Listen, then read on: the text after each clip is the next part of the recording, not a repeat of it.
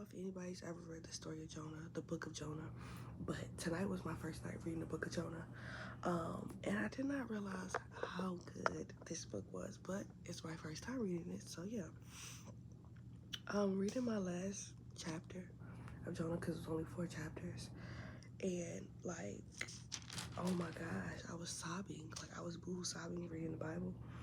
One, because it felt good to be like back reading the Bible, but two, because I've been Jonah. Like, the Lord has asked me to do something, and out of fear,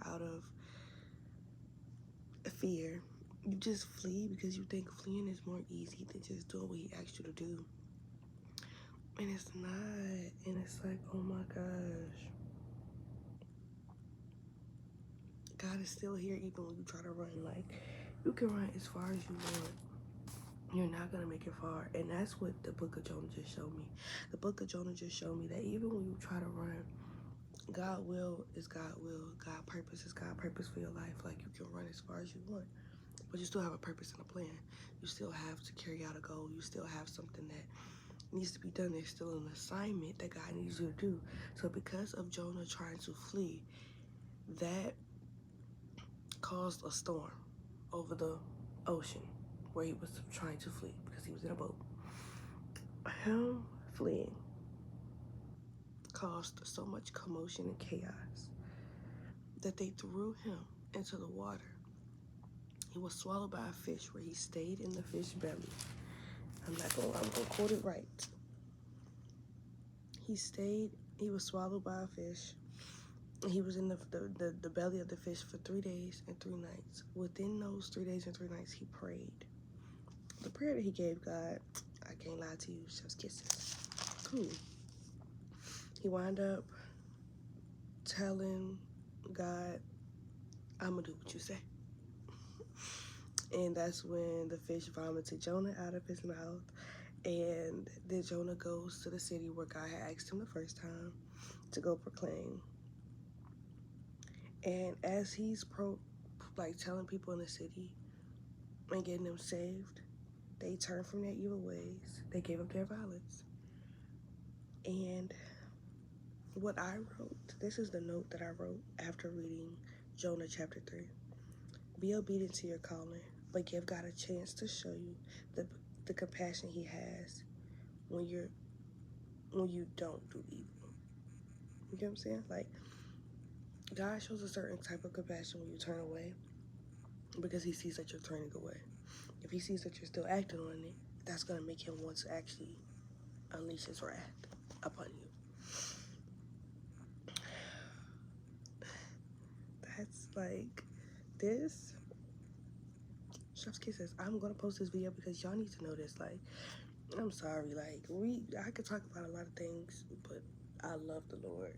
And every time, y'all know, when I read something, I always come. And I have to share it with y'all because why not? So that's Jonah. And in chapter 4, Jonah is mad at God because God is compassionate.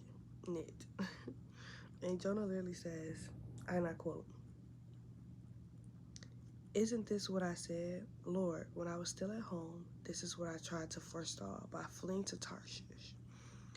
I knew that you are a gracious and compassionate God, slow to anger and abounding in love, a God who relents from sending calamity.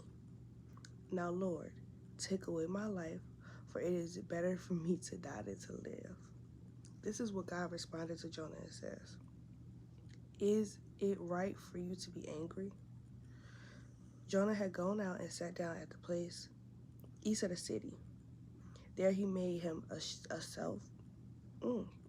There he made himself a shelter, sat in it in the shade, and waited to see what would happen to the city.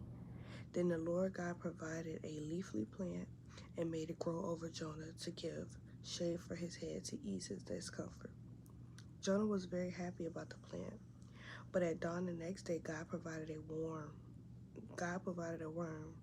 which chewed the plant so that it withered. When the sun rose, God provided a scorching east wind, and the sun blazed on Jonah's head so that he grew faint.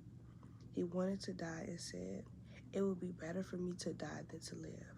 But God said to Jonah, is it right for you to be angry about the plan? It is, he said, and I'm so angry, I wish I were dead. But the Lord said, you have been concerned about this plant, though you did not tend it or make it grow. It sprang up overnight and died overnight.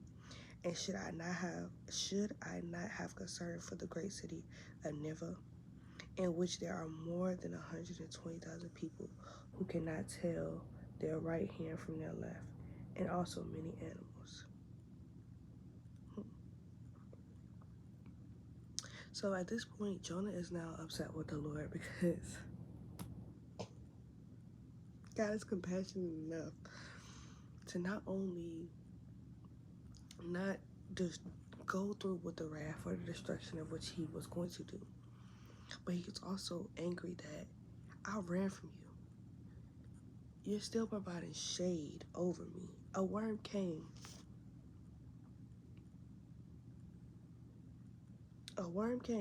Chewed up the plant.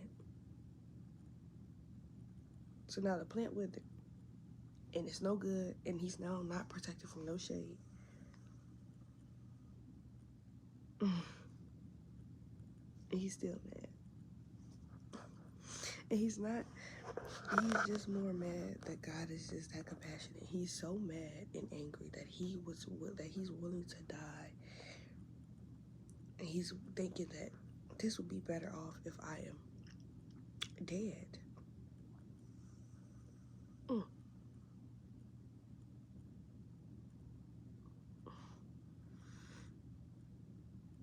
God was telling him, like, I'm sorry.